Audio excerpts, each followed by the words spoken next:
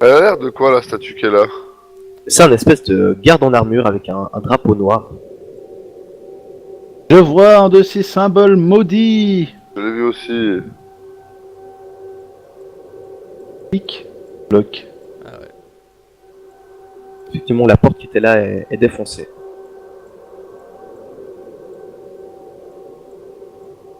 Et vous arrivez devant ce symbole et cette statue étrange qui garde la porte. Et autour d'elle, des lueurs noires qui dansent. Ça recommence.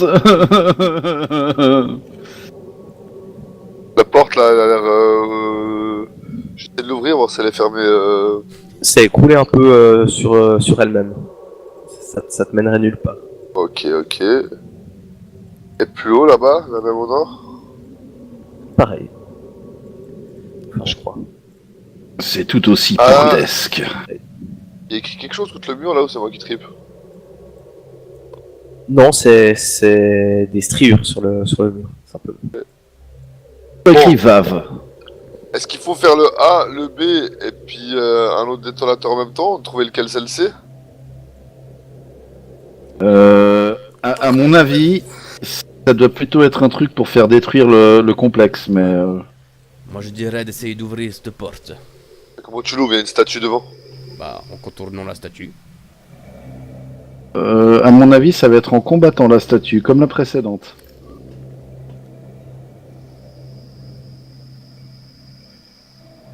Et si on essayait tous de se concentrer sur nos armes, et qu'on essayait d'entrer en vibration et de propulser tous de l'énergie contre cette statue maléfique?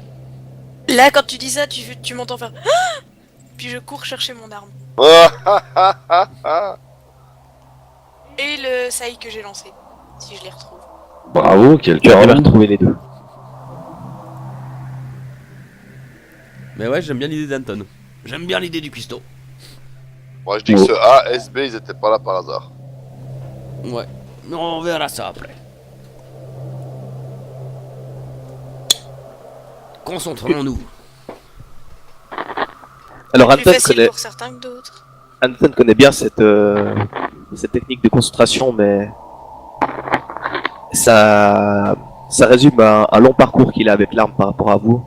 Ça fait plus longtemps qu'il est en contact avec elle, il sait comment la maîtriser, mais en essayant de méditer, vous arrivez quand même à trouver cette petite voix en vous qu'il n'y avait pas avant.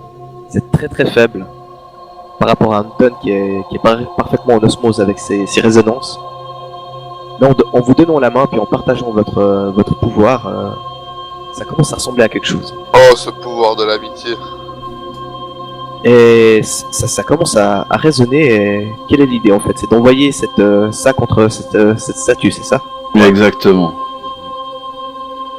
Alors au moment où vous êtes concentré, vous ouvrez les yeux, regardez cette statue et vous voyez ces yeux qui saluent de lueur rouge et noire. Alors qu'elle semble disparaître, et vous aussi. C'est vraiment très étrange, mais vous commencez à connaître cette sensation. Cette sensation de sortir de son corps, de commencer à voguer dans les étoiles. Et voguer encore. Un petit voyage Jusqu'à astral des sortir. familles, quoi. Jusqu'à sortir complètement du cadre où vous êtes. Et vous continuez à chevaucher les étoiles et les galaxies qui sont autour de vous à une vitesse ahurissante. Alors que vous arrivez au-dessus d'un village enneigé qui ressemble à ceci. Et au-dessous de vous, dans ce village enneigé pris en tenaille entre un lac et une forêt, d'où se détache un grand bâtiment rustique et sombre. Dans ce qui doit être la grande artère de ce hameau, il y a un cortège constitué d'hommes et de femmes qui marchent lentement et avec peine sur le sol enneigé des lieux, avec en son centre ce qui ressemble à un cercueil, porté par une demi-douzaine de personnes encapuchonnées. Cette colonne humaine silencieuse drapée de noir a l'air de quitter ce qui ressemble à un sanctuaire, alors qu'elle se dirige en direction du lac bordant le village. Le paysage est comme figé, la glace et les nombreux flocons tombant du ciel amplifiant cette sensation. Mais dans ce calme morbide se détache le son plutôt réconfortant de la cloche du grand édifice que le cortège a quitté il y a peu, qui résonne sans discontinuer.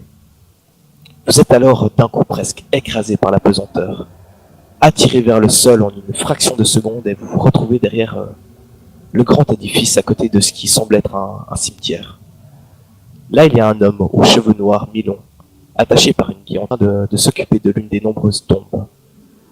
Alors que, dans son dos, deux silhouettes se rapprochent à petits pas, de l'homme qui, entendant le bruit, se retourne en direction des deux personnes.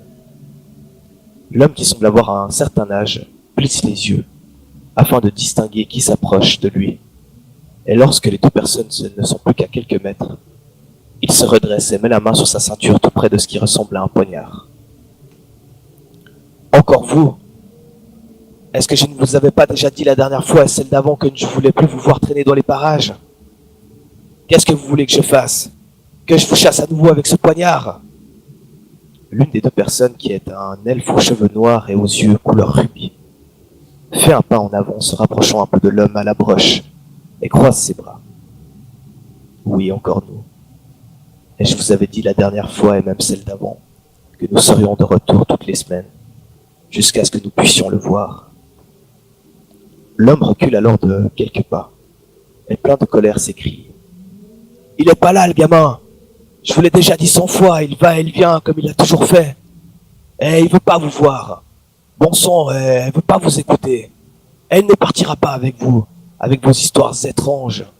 C'est la guerre que vous voulez? Parce que c'est ce que vous allez provoquer. Celle d'il y a 350 ans ne vous a pas suffi? C'est ça que vous voulez, une nouvelle grande guerre? Je vous le dis et je vous le répète, je me sens responsable de ce garnement depuis que ses parents nous ont quittés.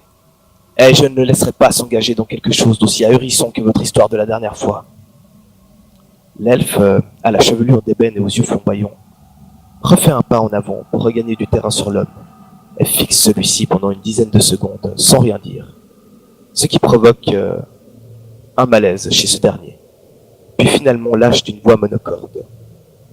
Et pourtant, le petit Anaro partira avec nous, car c'est sa destinée.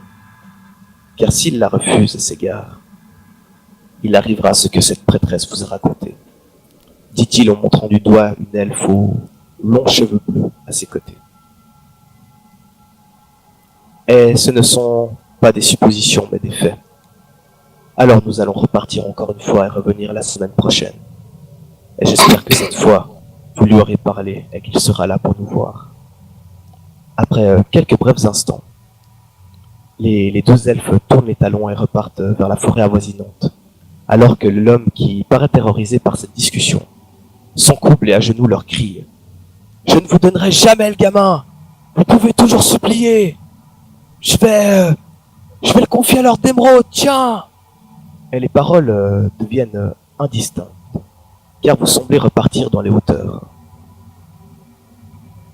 Aussi vite que vous aviez été aspiré par le sol, et votre forme spectrale part à toute vitesse et plonge dans la forêt avoisinante, pour arriver dans le dos d'un enfant, qui court vêtu d'un manteau marron à capuche. L'enfant trébuche soudain sur le sol, et son capuchon se rabaisse, ce qui dévoile des cheveux d'un gris argenté. L'enfant remet maladroitement le tout en place, ainsi que l'épée trop grande pour lui qu'il porte dans son dos. Vous le suivez à travers la forêt jusqu'à un endroit où il quitte le sentier, pour partir à travers les fourrés. Ce chemin dévoilant au bout de quelques instants l'entrée d'une grotte cachée derrière des arbres. L'enfant s'enfonce rapidement dans l'obscurité, et vous suivez son périple à travers un obscur dédale de boyaux et de tunnels, quand il arrive finalement dans une grande cavité sombre et gigantesque.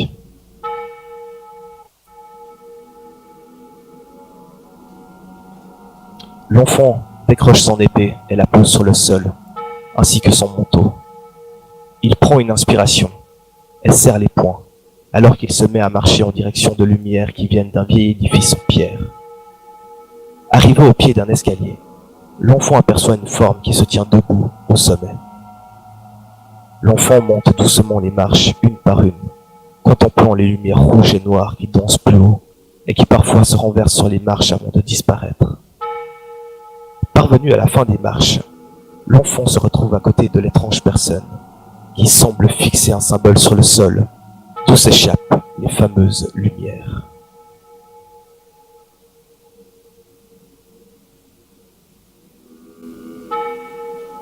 Le petit garçon d'à peine 10 ans fixe le symbole un instant et dit « Ils sont venus, comme vous me l'aviez annoncé. Comment le saviez-vous » L'étrange personne qui ressemble à quelque chose entre un elfe et un homme ne réagit pas aux paroles de l'enfant et garde son regard fixé sur le symbole. Ses pupilles semblant absorber les lueurs étranges qui dansent sur le sol. Je sais pas trop ce que je devrais faire maintenant. L'enfant tente la discussion, mais ne voyant pas de réponse de la personne, se retourne encore une fois sur le symbole et commence lui aussi à le fixer intensément. Il distingue un cercle, un triangle, 9 masques et un autre sigle qu'il ne connaît pas. Il passe quelques minutes à l'observer alors qu'il devient de plus en plus nerveux, se demandant s'il a bien fait de venir. Et c'est ce moment-là que choisit l'homme pour ouvrir la bouche. Tu veux connaître la signification de ce symbole et tu te demandes si tu as bien fait de venir ici, n'est-ce pas? Le petit prit de peur lorsque la personne s'adresse à lui, se retourne et acquiesce en baissant la tête gentiment. L'homme, ne détournant pas son regard des lueurs, continue. En ce qui concerne ce symbole, c'est celui qui me donne ce savoir dont tu es si curieux. 9 usurpateurs sur le cercle des hommes, dévoués à sa foi, ce même cercle sous notre contrôle, et en son centre, notre maître et Dieu à tous. Ce symbole représente notre plan millénaire et toutes nos forces œuvrant à sa résurrection sur ce plan. Et en ce qui concerne ta venue ici, mon cher Caleb Anaro, on en a déjà discuté. Caleb fixe rapidement le symbole pour revenir à son interlocuteur. Alors je devrais choisir entre vous combattre ou vous rejoindre. L'homme étrange, ressemblant à quelque chose entre un homme et un elfe, se tourne et regarde pour la première fois Caleb dans les yeux, le surplombant de sa haute taille. J'étais comme toi, Caleb. Nous étions les premiers réceptacles choisis par ces vieux débris de Séraph pour le combattre, pour empêcher son apparition sur ce plan. Que tu le veuilles ou non, tout a été planifié il y a des millénaires. Je ne sais pas comment ces vieux illuminés ont pu prédire cela autant à l'avance, mais si tu veux mon avis, Caleb, cette moisissure terrestre doit y être pour quelque chose. Mais ne nous inquiétons plus de ces antiquités, car nous avons déjà vaincu les dieux ici en Bellaria. Car un dieu n'existe que par la dévotion de ses fidèles, et combien y a-t-il encore d'hommes le priant par ces régions? C'est là tout le stratagème. Tu ne pourras pas nous vaincre, Caleb. Nous sommes forts, cachés, déterminés. Tu as bien fait de nous rejoindre. Le petit garçon ne répond pas tout de suite et prend une inspiration, et en serrant à nouveau les poings dit « Qu'est-il arrivé aux 8 autres qui étaient avec vous dans cette quête au départ, et ceux des 2 dernières générations? Sont-ils tous ?» L'homme esquisse un sourire vicieux, se met à refixer le symbole, et en absorber la moindre lumière dans ses pupilles bleutées. Mort, oui, nous nous en sommes assurés. Et pour ce qui est des 8 autres de mon groupe, cela me rend presque nostalgique. J'ai personnellement assassiné notre meneur de mes mains. Peut-être connais-tu son nom, car certains érudits en ont fait une histoire, un conte pour enfants. Ah, ce vieil Avalar, j'espère qu'il erre à présent sur le plan du grand vide, avec un exemplaire de son aventure. Caleb fait un pas en direction du symbole, mais le personnage le retient par l'épaule et ouvre la bouche après avoir retenu l'attention du petit Caleb. Quand tu seras là-bas, fais tout ce qu'il te dit sans discuter. Ce n'est pas le genre d'homme avec qui l'on peut gagner la bataille des mots et des arguments. Dis-lui que tu viens de ma part et que tu veux te détourner de ta mission. Et n'aie pas peur du grand vide. Il te testera sûrement. Il est l'un des plus anciens et des plus puissants serviteurs de notre Dieu, anciennement l'un des premiers hommes ayant peuplé Golarion, mais surtout le premier à avoir fait un pacte avec notre divinité. Ne fais pas l'erreur de le sous-estimer.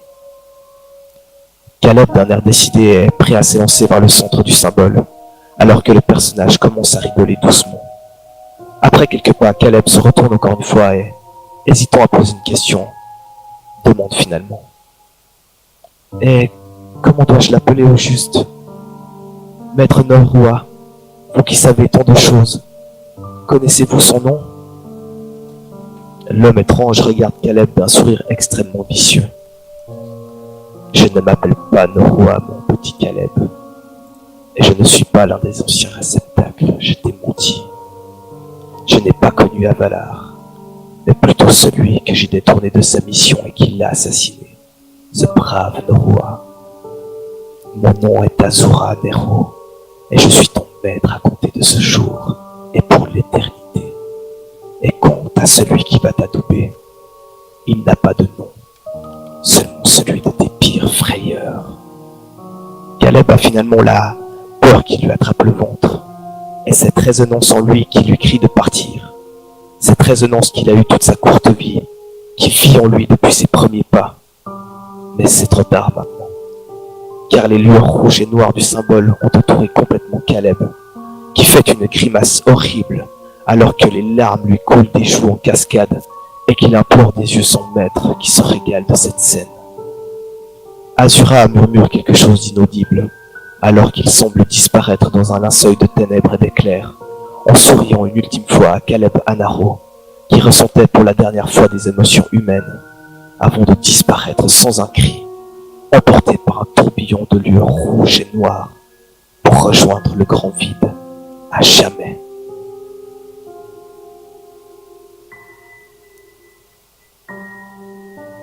Et vous descendez des étoiles très rapidement pour vous retrouver ici. Et vous êtes vraiment tout poisseux de ce qui vient de vous arriver. Et vous constatez qu'autour de vous, il y a des ténèbres partout. Dès le début, je le sentais pas, ce Caleb. À fond. Moi, je l'aimais bien. Et maintenant, plus trop. J'espère que vous avez compris l'histoire. Ça prend forme. Azura. Azura. C'est ce monsieur que Sierven et moi avons vu. Ouais. Trop stylé. Un serviteur d'Asmodeus. Celui qui est censé nous observer. Celui-là même. Ouais, celui que moi j'avais déjà vu justement dans une sorte de flash forward quoi. Et il a mentionné le premier homme, un des premiers êtres de Golarion, et le premier à s'être lié à Asmodeus. Ouais. Est-ce qu'il faisait mention du voyageur? Celui qui n'a pas de nom? Il n'a pas besoin d'avoir un nom. Il aura bientôt besoin d'un nom qu'on puisse écrire sur sa tombe. Et il y a une autre mention importante aussi. Mais par contre, lui, il a les yeux bleus. Moi, je me suis posé une question. Lui, il a les yeux bleus. On parlait d'un qui avait les yeux de rubis au début. Oui, tout à fait, ouais. Dans la toute première vision. Ouais. Et celle qui avait les cheveux bleus, c'était Yoren. Ouais, Parce que Yoren. vous- Oui, ça oui. Mais les yeux de rubis, ça on a encore jamais entendu parler. Hein. Non. Et puis, Norroi. Était un ancien réceptacle. Mhm, Tout comme Avalar. effectivement. Comme Caleb. Ah, mais les anciens non, j'allais dire les anciens réceptacles sont tous morts. Non, non, Norwal n'est pas mort et puis Caleb non plus. Non, mais ils appartiennent. Leur existence humaine a cessé. Ouais. Je pense qu'une fois un réceptacle utilisé à bon escient, dirons-nous, entre guillemets, revient à ne plus être soi-même. Et après ils sont contrôlés par Azura en fait. Ou par Asmodeus. Ou par Asmodée, ouais. Par l'un via le biais de l'autre. Dans le grand vide. Ça ne vous rappelle pas cet endroit qu'on avait parcouru avant d'arriver à Leslie? où il y avait cette eau à l'infini? Si, oui, oui. Là où nous avons rencontré justement des cadavres.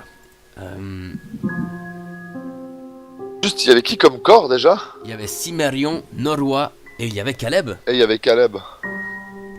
À fond. Bah, c'est à peu près ce que j'avais dit à ce moment-là. Ils pouvaient utiliser en fait leur forme physique pour voyager à travers leur corps ou un truc du genre. J'avais dit ça à ce moment-là, si je dis pas de bêtises. C'est possible.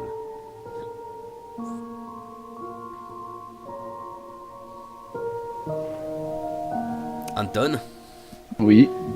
quelque chose à rajouter? Non. Et ça me fait très rire parce qu'il y en a un qui a les yeux bleus et l'autre qui a des yeux de rubis.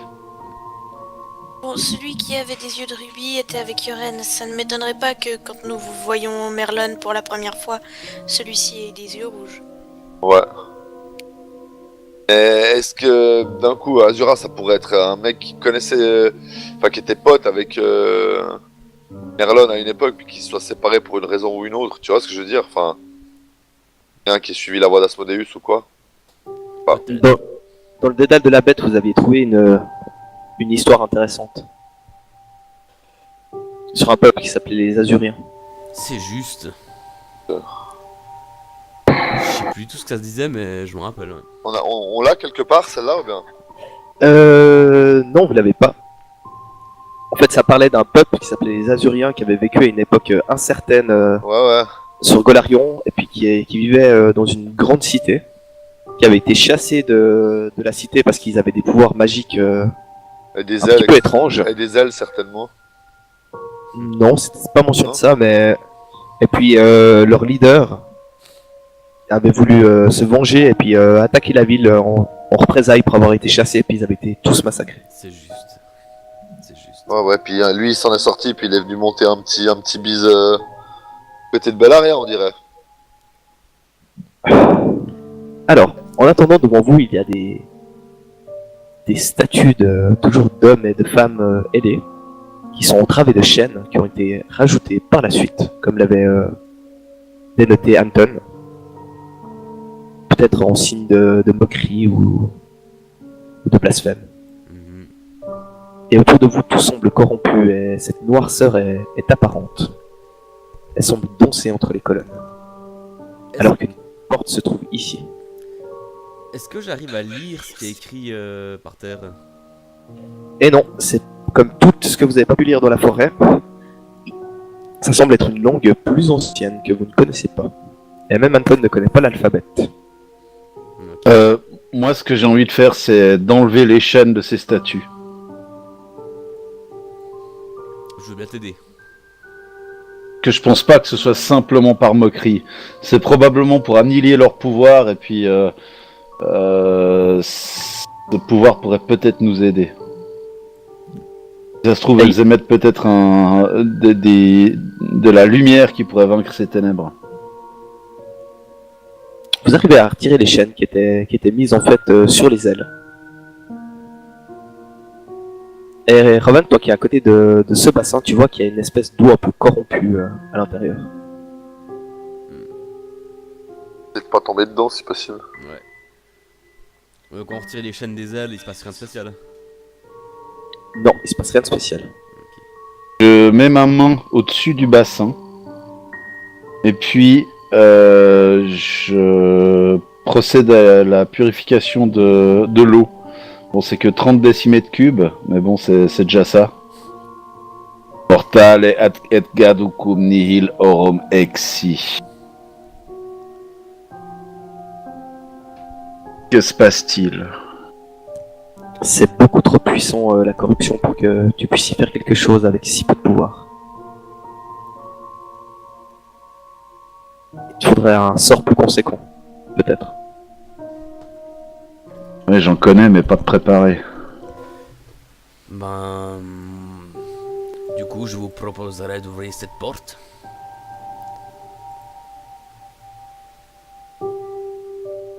Bah vas-y, hein, dessus. Pas le sac à baf, hein. Oui, non, mais je vais ouvrir la porte. Aux discrétions, je suis quand même mieux. Alors moi je me rapproche un petit peu de la porte, mais en évitant joyeusement ces cochonneries là. Lorsque tu te rapproches de la porte, Jinei, comme avant, elle s'ouvre vers l'intérieur de la prochaine pièce et toute cette noirceur se déverse dans la pièce. Et dans cette pièce, vous voyez la même eau qui brille de mille feux. Et plein de statues corrompues à gauche à droite et des arbres qui devaient être fleuris peut-être à une certaine époque, qui sont complètement desséchés.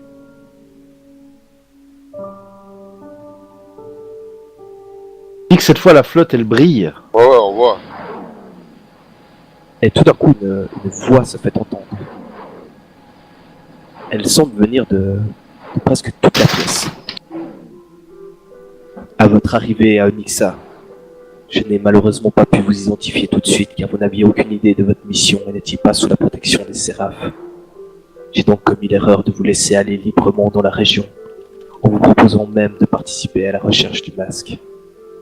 Mais lorsque vous êtes revenu et que j'ai vu l'arme des Séraphes à la ceinture de l'un des vôtres, j'ai compris immédiatement. Mais nous ne pouvons pas vous tuer moi-même pour des raisons, je dirais, d'ascendance. Et le temps d'organiser votre capture et votre exécution que vous aviez disparu de quelques jours, caché par quelqu'un qui en secret, vous permettant de me semer. Vous croyant parti de Nixa pour de bon, je me suis lancé à votre poursuite dans la côte de Naga, et mes recherches furent vaines. Mais lorsque je fus rentré à Onyxa, cet imbécile incapable de lire Moglen m'a fait savoir qu'il vous avait aperçu de nouveau. Mais vous étiez introuvable. Je me suis demandé longtemps où est-ce que vous avez bien pu passer, jusqu'à l'arrivée en ville de troupes de ce pitoyable capitaine Truno, qui vous aurait vu rôder vers le sud et le village de Pescatore. J'allais m'y rendre, quand l'un des membres de mon ordre, Norua, m'a communiqué qu'il vous avait vu à l'observatoire de cette traîtresse de Yoren, qui venait d'avoir le châtiment qu'elle méritait, en nous mettant des bâtons dans les roues avec son cher protecteur Merlon depuis si longtemps. Le plan de ce rat de Merlon étant connu, j'ai décidé de faire une pierre deux coups et de tenter un pari. En tuant cette pauvre Leila et en utilisant les pouvoirs de mon maître, j'ai mis en place une stratégie pour vous suivre et découvrir enfin la cachette de ce rat de Merlon. Et vous avez fait exactement tout ce que j'espérais, et j'ai appris beaucoup de vous à travers ses yeux. J'ai donc pris l'un des bateaux de guerre de l'armée, et je vous ai attendu au seul endroit où vous viendriez si vous n'aviez pas trouvé la mort sur le chemin. Ici. Pour moi, la suite était logique. Vous allez finir privé avec le masque à un moment ou un autre. Mais ce fut une belle surprise de voir Merlon, avant vous, accompagné de seulement 3 hommes et du masque. Oui, quelle coïncidence incroyable, vous ne trouvez pas? À moins que les coïncidences n'existent pas, et que j'ai voulu tout ça comme votre présence ici en ce moment. Car si c'est l'un des seuls endroits où vous pourrez détruire le masque, c'est aussi l'un des seuls endroits où je pourrais vous détruire. Quelle malédiction pour vous, cette magie des étoiles, de ces vieux débris de Séraph, car aujourd'hui, elle sera votre châtiment.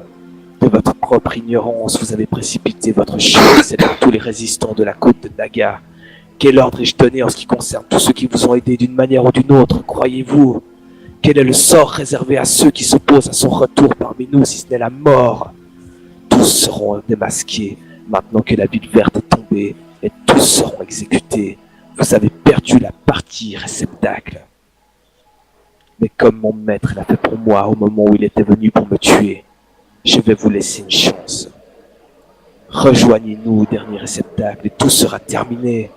Ceci sera l'ère d'Asmodeus et des 9 archidiables, le temps de la rancune, des averses d'acide sur les récoltes et la domination totale par la terreur et les larmes.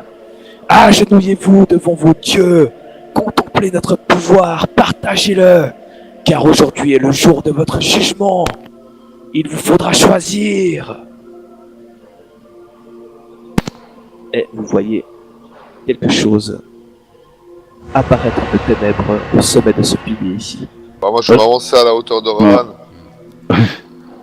Les grands esprits se rencontrent. Et puis, bah vas-y, si tu veux dire quelque chose. Jamais nous ne nous prosternerons devant Asmodeus ou les 9 archidiables. Nous nous doutions bien que c'était vous qui étiez derrière tout ça. Mon maître, est exactement l'opposé d'un archidiable. Jamais je ne vous servirai, et je ferai tout pour vous renvoyer en enfer d'où vous n'auriez jamais dû sortir.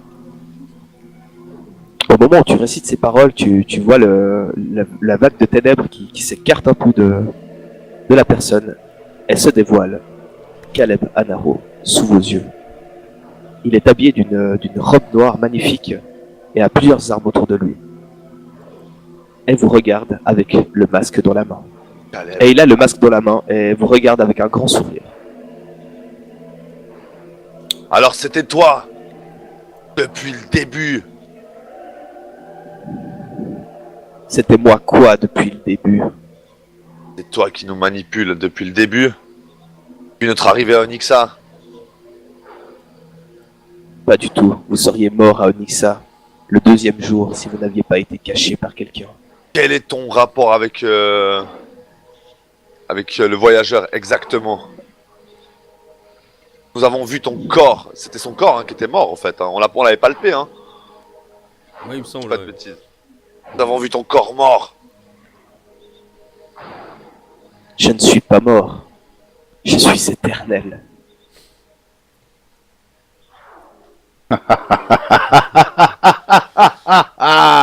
C'est ce que tu crois.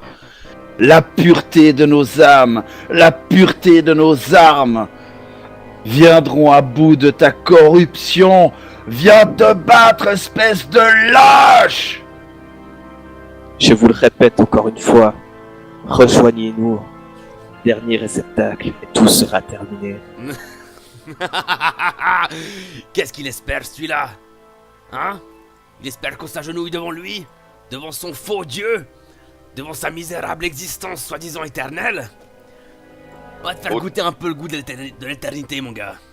Autant mourir droit dans mes bottes que de rejoindre votre armée de sous-fifres d'Asmodeus.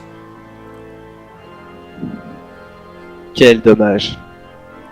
Encore 4 réceptacles de gâchés. 4 réceptacles morts. Ça ne m'en fait plus que 3. Et vous voyez qu'il commence à faire des gestes et à psalmodier quelque chose. Viens à mon aide, Seigneur Asmodeus. Laisse tes esclaves déchaîner le feu de l'enfer. Relâche les bêtes et ta monstruosité et fais-le apparaître lui. Oranani Espodoricor, gardien des clés de l'enfer et souverain d'Avernus. Apparaît, Barbatos. Et vous voyez le masque qui commence à léviter et entouré de ténèbres avec un lien entouré à Caleb commence à se déplacer en direction de l'autre pylône. Tentez-vous de faire quelque chose. J'essaye de me mettre en vibration maximum avec mon arme. Et puis Tu sens que c'est furieux là.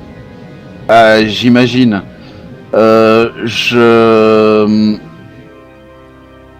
C'est où ça? Et je me mets en mode défensif. Ok. Vous voyez jaillir autour d'Anton un bouclier doré qui semble comme sortir de ses tripes. Ça fait... Et sur un rayon de 9 mètres vous entoure. Et tous ceux qui sont dessous auront des bonus pas dégueux. Restez près de moi, mes amis. Tu sens d'ailleurs que ça se fait attaquer par toute la monstruosité et la noirceur qui se trouve ici. Hein. Le truc n'est pas stable. Je me concentre dessus au maximum, tu sais, genre. Moi je suis inspiré par Anton et puis justement je dégaine aussi ma nouvelle hache et je me concentre sur ce peu de résonance que je sens en moi et j'essaie de dégager le plus possible de cette lumière bienfaisante. J'avais déjà mon arme à la main. Très bien. Mais le masque arrive finalement au-dessus de l'autre pylône. Et des colonnes de ténèbres qui commencent à jaillir du masque. Vous voyez le masque se déformer, commencer à tourner sur lui-même, s'agrandir, se rapetissir, etc. Et dans les colonnes de fumée, vous voyez quelque chose apparaître. Cette créature se forme donc des ténèbres. Et vous voyez un lien qui entoure cette créature à Caleb Anaro. Et Caleb sort son épée et a l'air d'avoir aussi une lance et quelques autres armes. La pointe devant lui en vous regardant. Maintenant, il est venu l'heure de mourir, Razeptak. Quel dommage.